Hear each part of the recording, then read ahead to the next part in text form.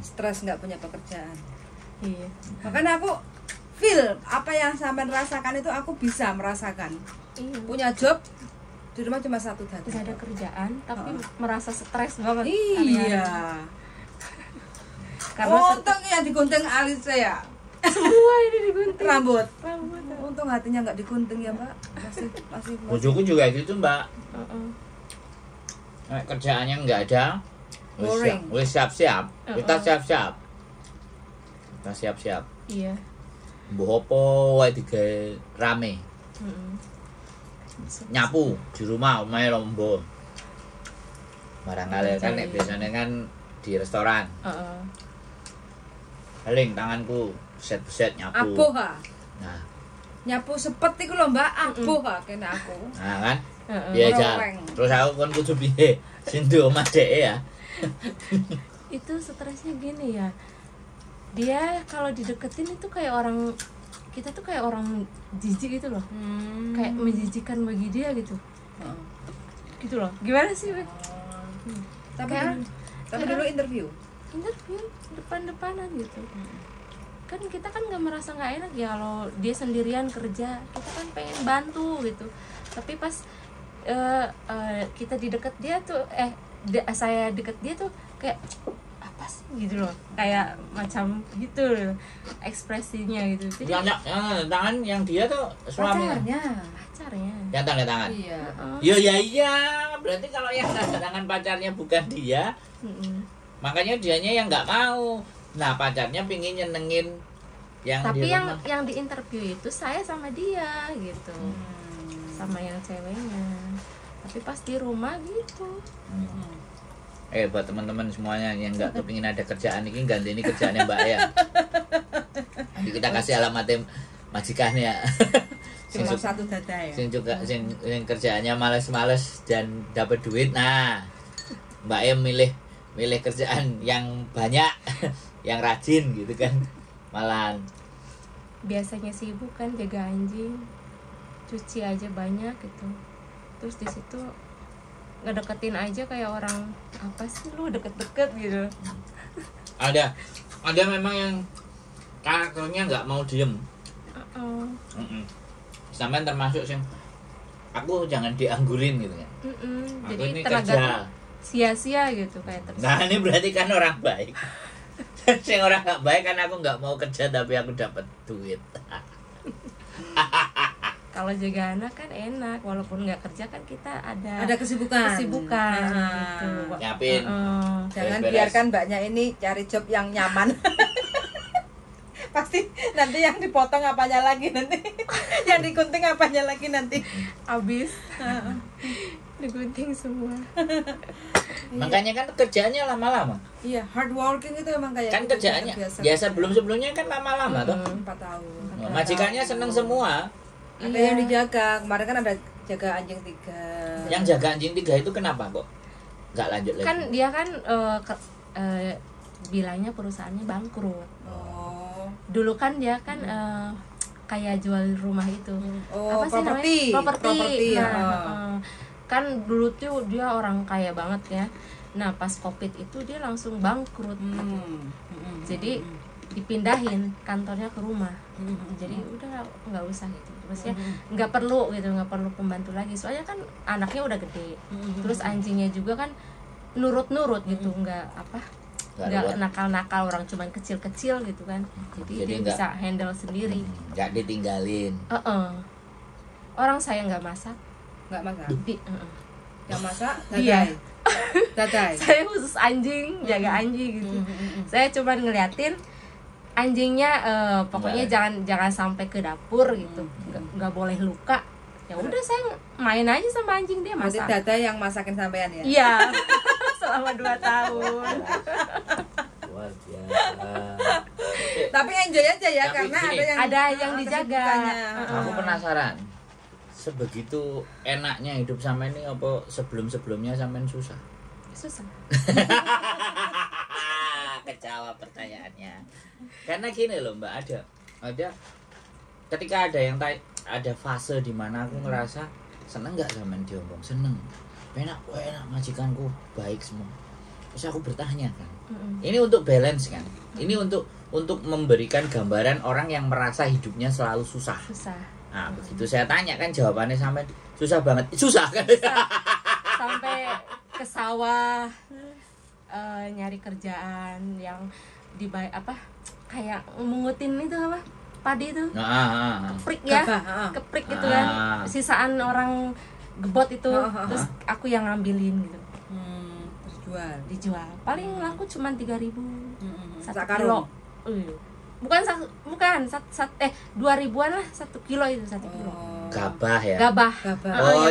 Yang pecah-pecah jadinya yang bukan utuh. Terus yang pecah-pecah itu ngerti nggak jenengnya? Iya bener gabah. Menir. Iya menir. Menir itu baru numbuh kan. Nah terus pernah kerupuk itu loh. Kerupuk kerupuk miskin tuh. Itu kan kerupuk miskin. Iya. Yang digoreng pakai padi. Bukan padi, pasir. Oh, pasir ya, pakai pasir. Ya, kerupuk upil. Orang Jawa bilang kerupuk upil. Mbaknya bukan orang Jawa kan? Orang Sunda. Hah? Iya. Itu kan kerupuk upil yang pakai pasir gorengnya. Satu bungkus itu kan cuma 50 perak. Iya. Terus? Jadi 1 bulan itu cuman dapat paling 200.000. Iya, itu yang gedenya 200. Paling 150, kadang 100. Terus dari kesumpekan itu sampai berapa tahun cuman mengalami itu? Dari kecil sampai enggak. Kalau kecil kan ada dari menikah sama suami. Terus suami terus kerja enggak tanggung jawab itu kan. Pergi. Saya di rumah saya, dia di rumah dia. Mana bisa begitu nikah, woi? Iya makanya. Kok nggak jelas? Saya yang berusaha sendiri. Loh lah sama nikah sama dia gimana lo? Ya namanya di Indonesia susah ya, nggak walaupun ada surat hukumnya itu kan, kalau kita kan nggak punya, harus nyewa pengacara. Lagi juga kalau misalkan saya lewat pengacara terus ituin suami saya dulu gitu kan, nggak nafkahin, ya dia mau bayar apa, orang dia nggak kerja, nggak mau kerja. Enggak, maksud saya waktu Samen kenal sama dia itu loh, posisinya dia kerja, sama-sama kerja. Terus menikah dia nggak mau kerja? Nggak mau kerja, pengennya nganggur gitu. Jadi capek sendiri, sayanya capek sendiri. Nanti tanggal 25 kalau duitnya masuk tak transfer ya. Ya aku nanti alhamdulillah. Kalau nggak nanti diusir kerja. Gak ngasih duit diusir bahaya. Jadi kayak gitu ya. Pernah ya, saya kan bungkusin kerupuk nih. Itu selama sebulan itu kan saya dapat 170. Nah, dia cukup datang ke rumah saya, nggak bawa apa-apa. Mantan. Terus itu motor kan bukan motor dia, rusak lah. Nah, minta dibenerin ke saya cuma punya uang 170. Nah, oke lah gitu ya, tak kasih lah itu ya, berapa? 17, dia bilang 150. Bukan 150, 15 bilangnya. Nah, saya 15, pemikir saya ya 15 itu 15.000. Ternyata 150 sih, saya nangis dong. Udah dia nggak ngasih nafkah, nggak ngasih kerja, dia ngebebanin ke saya gitu loh. Benerin motor, bukan motor dia sendiri. Nah, di situ saya benar-benar nangis gitu kan, benar-benar cuman saya kerja kerja cari uang itu dari pagi sampai sore itu cuman dapat 170. Sekarang dia diambil sama dia 150. Nah, 20-nya itu buat beli susu aja kurang. Dari situ udah. Iya. Aku bisa membayangkan kondisi saat itu ya. Tapi kembali lagi saya bertanya, dulu pertimbangan sampean memilih dia itu bagaimana? Apa ya karena kan kerja terus sama-sama kerja. Sama-sama. Terus kok langsung tiba-tiba habis menikah langsung mutusin dia nggak mau kerja? Iya, mutusin nggak mau kerja sama sekali. Ada lowongan kerja juga paling sebulan udah nggak betah gitu. Terus maunya dia tuh sebenarnya apa? Nggak tahu saya. Sampean kan bojonya. Ya walaupun bojonya. Nggak diajak ngomong. Diajak ngomong, tapi kan dia bilangnya aku nggak mau, katanya aku pengen di rumah aja. Aduh, Pak. Dan itu sampean kan sudah punya anak. Sudah. Bahkan saya mengikutin dia sampai ke rumahnya gitu kan. Tapi ya gimana, orang keluarganya aja diem, nggak mau bantu, ya udah. Terus saya kabur loh ke rumah saya. Saya cari kerja sendiri, saya bisa kok. Alhamdulillah. Terus habis itu ke Singapura? Enggak, pertama kerja di Jakarta dulu, babysitter. Terus udah mau pokoknya segala macam pekerjaan saya ambil. Dari kantin 1 tahun, terus babysitter 1 tahun, terus jahit. Kayaknya jahit itu berapa ya, hampir 2 tahun lah ya. Bukan buruh lah ya. Udah boring, saya udah nggak punya uang, kayaknya capek, tenaga saya sia-sia. Udah saya ke Singapura. Anak ikut? Diambil sama dia, nggak boleh. Sampai ibu kandung saya sampai nangis gini, kayak orang gila gitu loh. Kayak cucunya tuh diambil gitu, nggak boleh sama dia. Berarti sampai sekarang ikut sama bapak mantan? Iya. Oh, ini apa, lukanya dalam sekali nih. Dalam banget. Mulai kapan diambil dia? Pokoknya saya ke Singapura. Loh, sampean masih bisa telepon sama dia nggak? Enggak, udah enggak. Telepon sama anaknya nggak bisa? Oh, kalau sekarang kan anak saya udah gede. Sudah bisa telepon. Jadi bisa. Sudah tahu ngerti kalau mamanya. Iya, sudah ngerti. Kalau dulu nggak bisa telepon berapa lama? Pas di Singapura itu kayaknya saya mau 3 tahun ya. Nggak ada komunikasi. Nggak bisa berhubungan. Nggak ada komunikasi. Berarti sampean tinggal anak sampean umur berapa? 4 tahun. Oh iya, belum bisa. Terus 3 tahun di Singapura, berarti 7 tahun. Iya. Itu sudah bisa ngomong belum? Belum mau. Saya pulang dari Singapura aja udah nggak kenal saya, nggak mau. Nah, baru kenal lagi sama sampean dia umur berapa? Saya cuti kemarin itu 2018. Nah, itu 2018 baru ada komunikasi sama anak. Itu udah 10 tahun ya? Itu udah 11 tahunan ya. 11 tahun berarti? Iya, 11 tahunan. Perasaan sampean piye?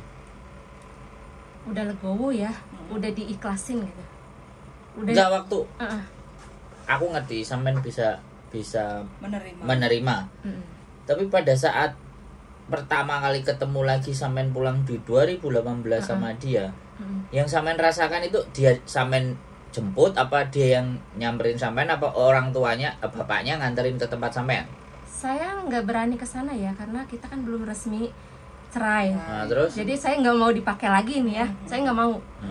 Jadi saya strateginya tuh saya ke rumah ponakan, jadi suruh ke rumah. Nah gitu, jadi kan anaknya ke keponakannya sampean. Gitu, diantar. Di situ baru selesai. Tapi dia ya mama gitu manggilnya. Enggak. Terus? Maksudnya belum apa ya, belum tahu. Tahu cuman belum kayak klop sama. Terus ya lah itu loh, perasaan itu yang mau saya tahu gitu. Iya, tapi saya rasanya kayak gimana? Saya pendekatan ya, saya nggak mau nangis depan anak saya, nggak mau ya. Maksudnya pengen peluk gitu ya, enggak. Saya strateginya sudah. Main game. Tak ajak anak saya main game. Terus ya, jadi pendekatannya jadi main game berdua sama anak saya. Kayak Mobile Legend gitu. Terus habis itu bareng. Terus sampean bawa ke rumah? Enggak. Dia nggak mau. Terus akhirnya bisa? Saya antar lagi ke balik lagi. Terus akhirnya tetap ke sana, nggak pernah ke tempat sampean dia? Enggak. Cuman paling dijemput sama orang tua saya. Dijemput baru mau. Kalau misalkan kakek nenek dikasih tahu ini kakek nenek gitu. Apa kalau Sunda manggilnya apa? Abah. Abah sama maknya. Kalau abah saya nggak bisa ke sana ya, dulu kan lumpuh. Sekarang kan udah nggak ada. paling emak saya ke sana gitu. Oh, ke sana, bukan. Iya, ke sana. Bukan diajak. Ya dari saya sendiri sih, uang saya sendiri. Tapi nganterin. Sana, gitu. Jauh lah rumahnya? Jauh. Suami istri sama jauh. Jauh. Berapa jam? Berapa 4 jam aja? Lah kayak dari Jakarta ya. Jam aja. Berapa jam? 4 jam. 4 jaman. Jauh. Kalau dia Jakarta? Bukan, daerah ya dekat Indramayu. Oh. Ya sudah. Tanya jam aja, jangan tanya tempatnya. Wis tanya jam aja. Nek jam kan bisa bayangin. Kalau tempat nanti kayak dari rumah saya ke Jakarta. Jadi bercabang itu, kalau di Jakarta ke kiri gitu kalau. Pokoknya 4 jam dari rumah sampean. Yo jauh. Kalau 4 jam ini rumahku ke Jogja. Lebih lagi itu. Ke Jogja ngerti kan 4 jam. Naik tol. Dulu saya biasa ini. Di Singapura itu saya nggak ada komunikasi sama orang tua. Sampai orang tua saya sampai mau gila. Ini tangannya itu udah. Kenapa sampean nggak komunikasi? Saya nggak bisa, ditahan. Kenapa? Gak boleh punya nomor HP. Oh, di Singapura. Iya, gak boleh. Lah pamit kan sampean tahu pamit. Pamit. Tapi kan nomor yang di Indonesia udah pada ganti. Saya curi-curi telepon pun nggak nyambung. Ya sudah, nggak ada komunikasi sampai saya mau pulang. Itu. Terus target sampean ke depannya ini selama kerja di Hongkong ini? Sebenarnya sih saya kalau misalkan saya masih kuat, pengenlah buat anak gitu. Tapi saya nggak mau manjain anak saya, kirim nggak mau. Nanti dia keenakan, oh ada mamaku gitu kan, ngapain? Jadi takutnya males kerja gitu. Jadi saya cuman, nak saya nyekolahin kamu sampai SMA, tapi kamu kalau misalkan mau kuliah, kamu harus dari nol kerja. Mama bisa bantu, tapi kamu juga harus kerja sambil kuliah gitu. Kalau kamu misalkan nggak mau kerja, nggak mau kuliah, ya itu terserah kamu mau kemana, gitu aja. Tapi dia bilangnya ya pengen kuliah, ya udah kerja, nggak mau 100% dari orang tua uangnya, kamu harus berusaha gitu, nggak mau manjain juga kan. Iya begitu pengennya sih, insya Allah kalau anaknya nurut gitu. Tapi alhamdulillah anak saya nurut. Ya nurut wong ibu baik. Enggak, saya melihat begini loh Mbak, orang itu kalau cerita begitu saya korek, mereka langsung mengingat kan. Iya. Langsung donces, kadang nangis. Ini sampai enggak, karena udah kering. Nah, makanya aku bilang, berarti kan memang benar-benar sudah bisa mengikhlaskan ketika kita bertanya. Saya jarang mengkorek sesuatu. Ya kan? Terus itu masa lalu dan kesedihan, dia itu menjawabnya dengan santai dan oh ya begini, ya begitu. Iya. Kan saya bertanyanya saya itu kan perasaan toh, Mbak. Iya benar. Nah, ada orang yang langsung seret kan terus nangis. Oh, kalau sudah nangis ya wes aku jangan nangis Mbak, aku paling gitu kan. Nah ini kan enggak nangis, berarti aku enggak bilang jangan nangis Mbak kan gitu. Oh, iya. Makanya kan tadi saya bilang sesuatu kemudahan di hari-hari ini itu ada hal yang berat yang dialami sebelumnya. Iya. Nah ini yang ingin saya sampaikan ke subscriber saya, bahwa kalau kalian hari ini mengalami hal yang berat, ditunggu aja. Masanya kalian untuk enak itu akan muncul kan, akan ada. Kan yang terjadi anak-anak merasa hidupnya kayak susah aja ya, orang yang paling susah lah intinya kan. Nah tapi begitu kayak gini loh, piye loh anak kita nggak bisa ke Singapura, majikan kayak gitu sampai nggak bisa menghubungi ini. Batin yang tersiksa ndak karu-karuan, untung aja sampai nggak stres Mbak. Ih saya pernah stres di Singapura, sampai saya botak loh sebelah. Kayak gini, saya untung nggak stres, malah ngomong stres Mbak. Saya mikir nih, bukan langsung. Ya pokoknya tekanan. Nah, tingkat stresnya itu di prosentase yang di prosentase botaknya sebelah gitu ya. Botak sebelah saya. Enggak full lah intinya. Tapi sampai, alhamdulillah. Enggak sampai telanjang pinggir jalan kan intinya. Tapi alhamdulillah lanjut, pas mau finish itu nemu majikan yang baik. Jadi saya di Singapura. Iya, jadi 3 tahun itu berlalu, saya pulang. Sampai saya ngelamun, kapan saya ke Hong Kong? Oh, beneran? Ada dalam angan-angan? Iya, dalam angan-angan. Kapan saya ke Hong Kong itu? Di jendela itu setiap sore gitu kan. Kapan saya ke Hong Kong? Tapi udah ada di Hong Kong sini. Alhamdulillah gitu. Senang ya? Senang gitu. Aduh. Kayak pengalaman di Singapura itu lebih kejam dari sini. Berarti target selama di Hong Kong ini paling tidak sudah bisa membuahkan harapan lah ya? Iya, alhamdulillah. Sudah. Di rumah? Alhamdulillah sudah. Udah lama. Udah. Berarti kan udah aman lah. Kita sebagai perempuan kalau punya tempat tinggal kan paling tidak aman. Iya benar. Ya buat ibu juga ada sudah. Jadi, saudara berapa sih, Deno? 5. 4. Saya yang 5. Oh, nomor 5 sampean. Saya yang terakhir. Makanya udah tua. Enggak lah. Berarti ibunya juga sudah usia, no? Iya, sudah usia, makanya khawatir. 70-an. Kalau telepon doain biar emak tuh sehat. Iya pasti, insya Allah. Sehat sampai saya pulang. Dari 5 saudara cuma sampean yang keluar negeri? Semua keluar negeri?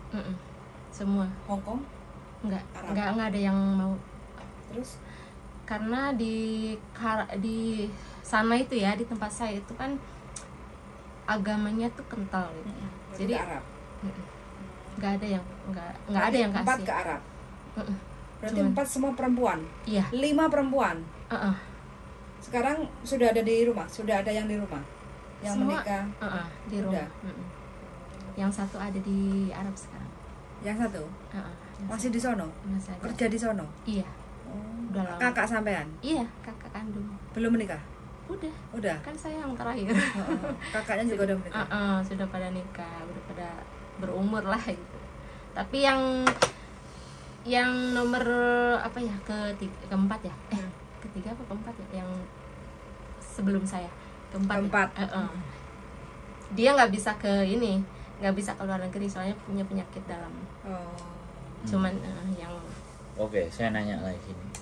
Apa yang membuat sampean itu tetap kuat bertahan menjalani ini? Terus gak depresi, gak bingung ya, my life is go on, bahkan sampai yoga dan semuanya itu kan itu bentuk bahwa sampean itu bisa mengendalikan psikis. Sampean bisa move on dan sampean bisa menerima itu semua. Kenapa? Nah, kalau misalkan bukan saya sendiri, siapa lagi? Kalau kita tergantung sama orang lain, apa luka saya bisa sembuh? Saya harus menyembuhkan luka saya sendiri. Saya harus menjaga diri saya sendiri. Kalau bukan menggantungkan diri saya sendiri, itu saya menggantungkan sama orang lain, sama aja saya bunuh diri kedua kali gitu. Makanya saya pengen mindfulness, menyadari.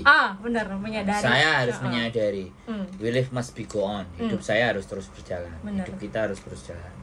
Jadi seperti itu ya. Terus akhirnya beberapa majikan pun sampai natasi dengan baik dan benar. Insya Allah. Nah, sampai majikan kayak nek kerjaannya sampai jadi bingung. Terus saya bertanya lagi.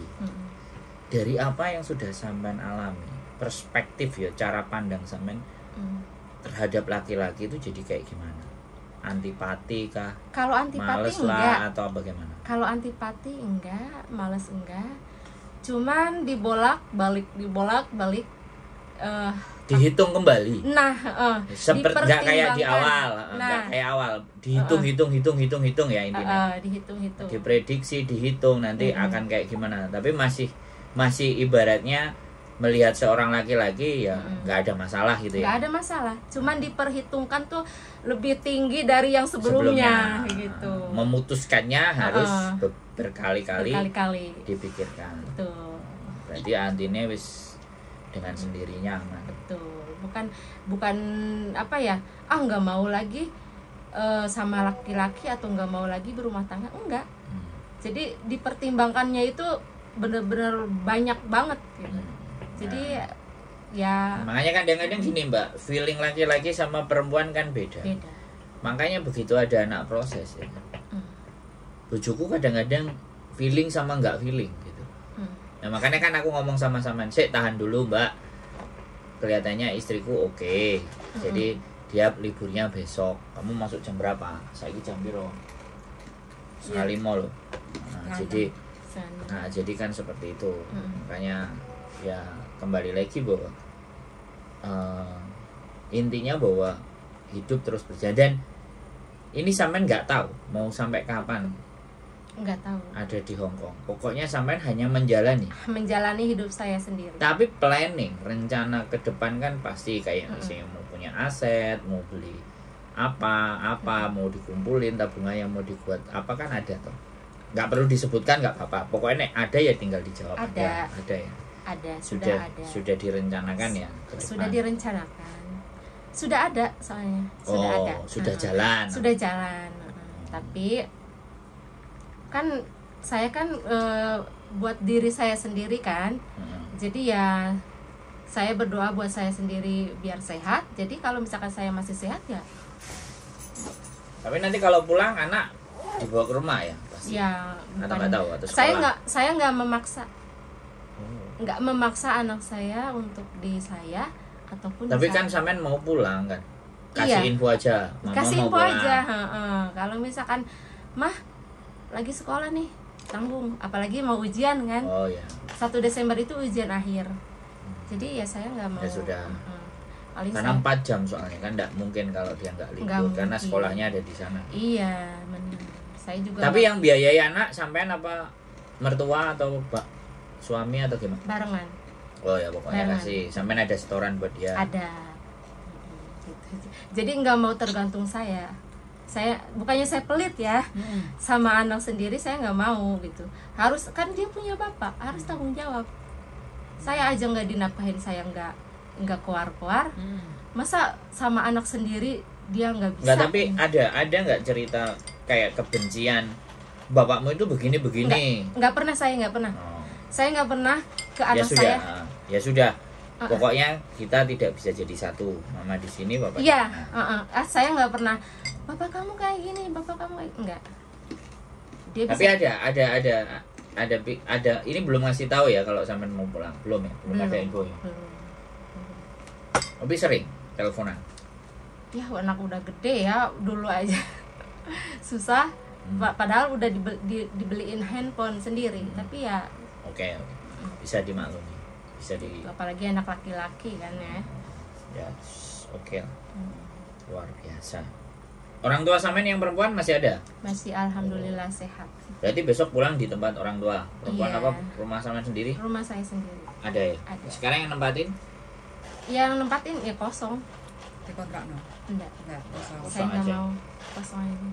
Bersih rumah nanti pulang. Insya Allah harus sebelum, musim kemarau ke musim hujan. Sebelum saya closing, kira-kira apa yang pelajaran yang sampean ingin sampaikan kepada teman-teman? Karena saya ngelihat sampean bisa nerima semuanya.